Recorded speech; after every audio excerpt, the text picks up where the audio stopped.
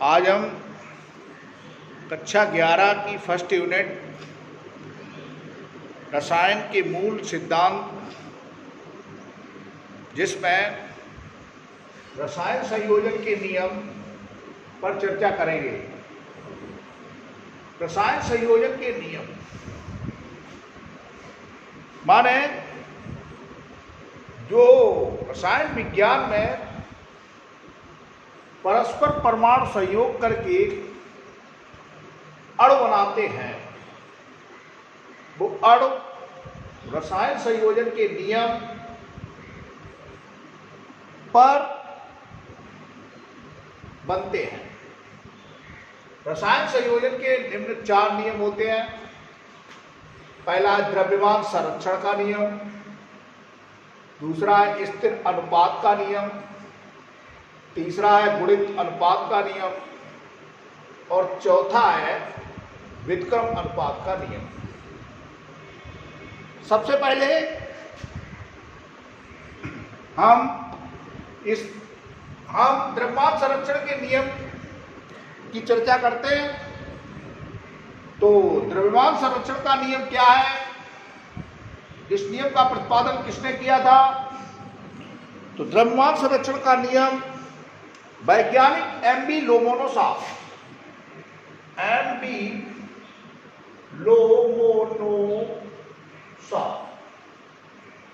वैज्ञानिक एम.बी. लोमोनोसाफ ने सन 1756 में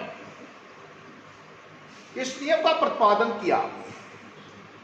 माने वैज्ञानिक एम.बी. लोमोनोसाफ ने सन 1756 में द्रव्यमान संरक्षण के नियम का प्रतिपादन किया।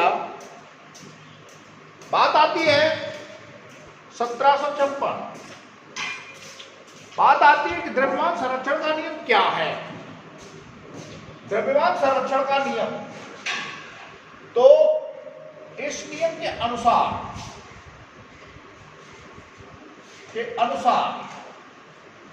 कामा नियम है कि रासायनिक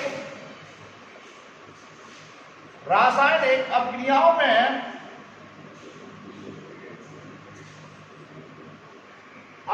में पदार्थों का कुल द्रव्यमान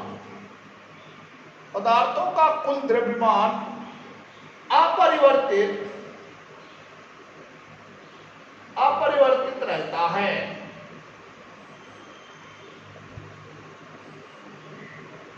रासायनिक अभिक्रियाओं में पदार्थों का कुल द्रव्यमान अपरिवर्तित रहता है। इस नियम को हम इस प्रकार भी कह सकते हैं कि द्रव्य ना उत्पन्न किया जा सकता और ना नष्ट किया जा सकता, केवल एक रूप से दूसरे रूप में परिवर्तित किया जा सकता है। द्रव्य ना उत्पन्न होता है, ना नष्ट होता है, केवल एक रूप से दूसरे रूप में परिवर्तित होता है। इस कारण इस नियम को कहा जाता है द्रव्यमान संरक्षण का नियम। जिस नियम में संरक्षण लग जाता है तो ना वो उत्पन्न होता है, ना नष्ट होता है, माने द्रव्य ना उत्पन्न होता है, ना नष्ट होता है। इस कारण इस नियम को द्रव्यमान संरक्षण का नियम कहा जाता है।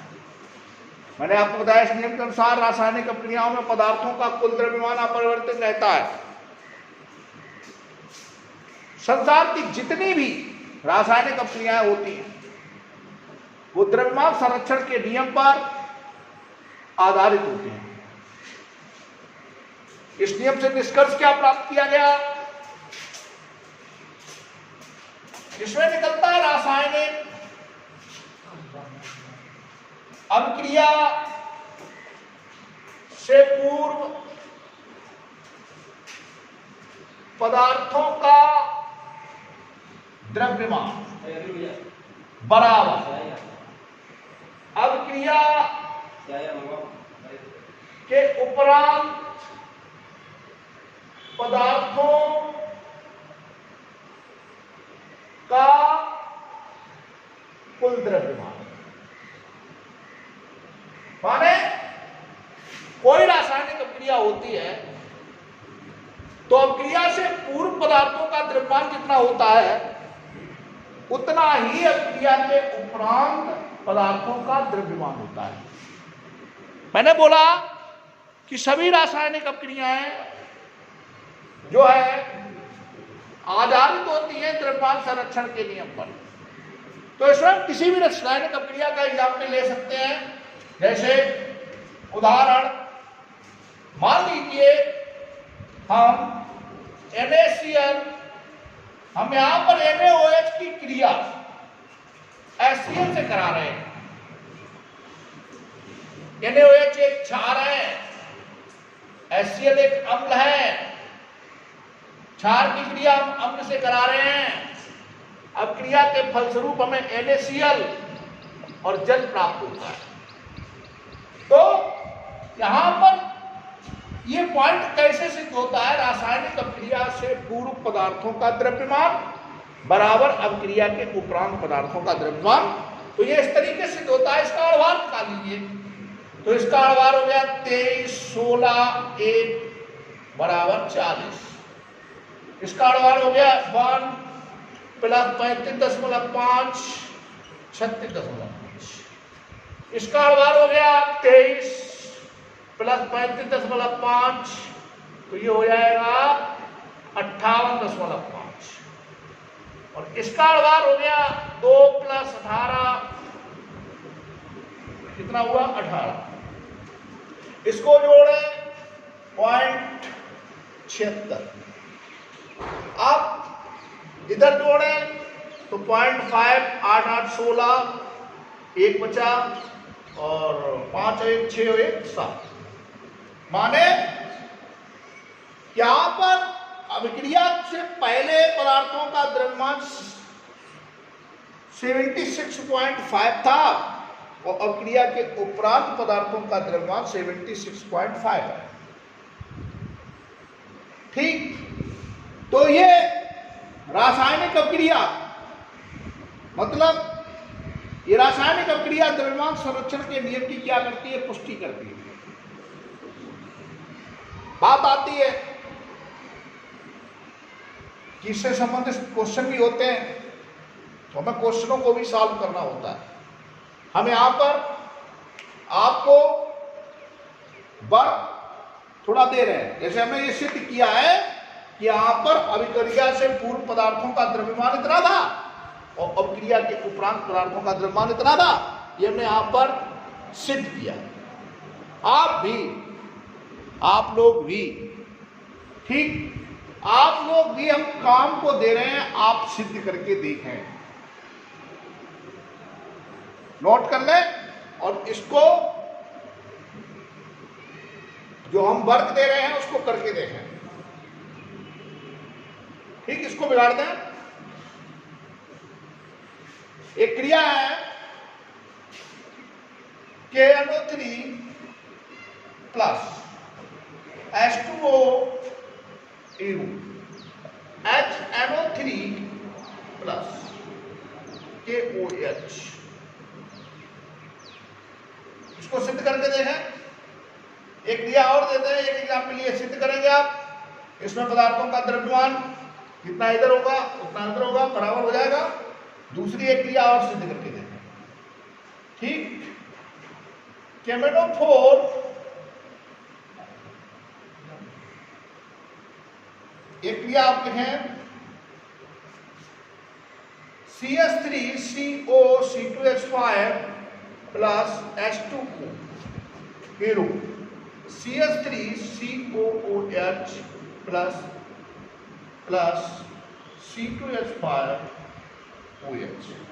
ये दो एग्जाम्पल आप सिद्ध करके देखें। इसके बाद हम अगले नियम की चर्चा करते हैं। अगला नियम हमारा होगा, अगले नियम स्थिर अनुपात के नियम की चर्चा करेंगे।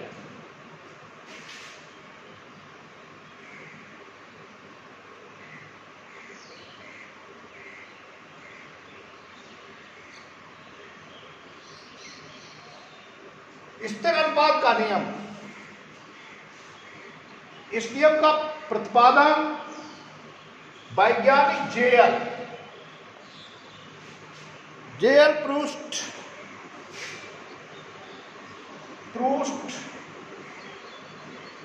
जेएल प्रूस्ट ने किया था। जेएल प्रूस्ट ने किया था और इसकी सन थी 1797। माने स्थिर अनुपात का नियम 1797 में जेएल प्रूस्ट ने प्रतिपादित किया था। इस नियम के अनुसार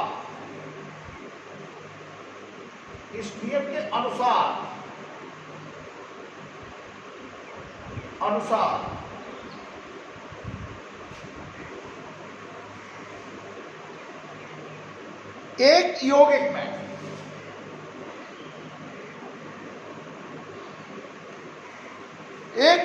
में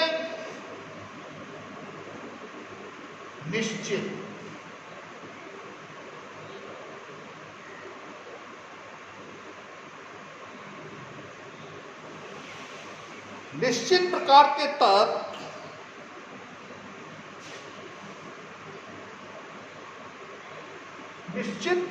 तत्व एक निश्चित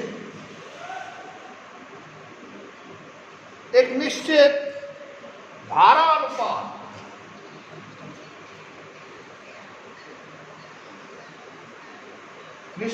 अनुपात में संयुक्त रहते हैं।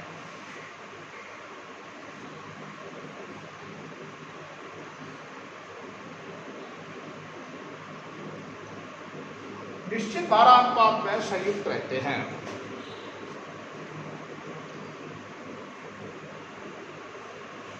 माने बात आती है कि स्थिर अनुपात के नियम में हमें क्या सिद्ध करना चाह रहा है। तो इस हमने बताया आपको, जैसे यौगिक ले लें, माना हमने एक यौगिक ले लिया CO2, तो यौगिक चाहे किसी भी विधि से बनाया गया हो, माने यौगिक किसी भी विधि से बनाया गया हो, आप समझते हैं किस विधि से बनाया जा सकता है। जैसे C plus 1/2O2 arrow CO और CO plus 1/2O2 arrow CO2, या C12 C6 H12O6 plus 6O2 6CO2 6H2। ये क्रिया होती है प्रकाश संश्लेषण।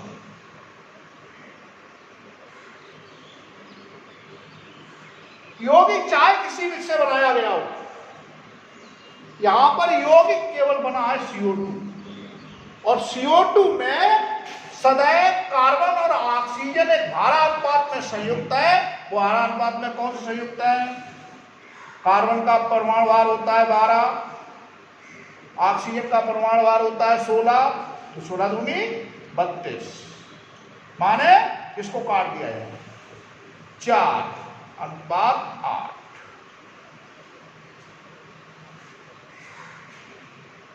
चार 12, माने कार्बन डाइऑक्साइड में सदैव कार्बन और ऑक्सीजन का अनुपात कितना होता है?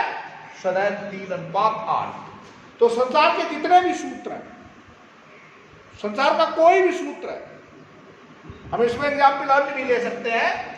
H2SO4 ले सकते हैं, H अनुपात S अनुपात O ले सकते हैं, 2:32 अनुपात, ठीक, 64 काट दें, 1 16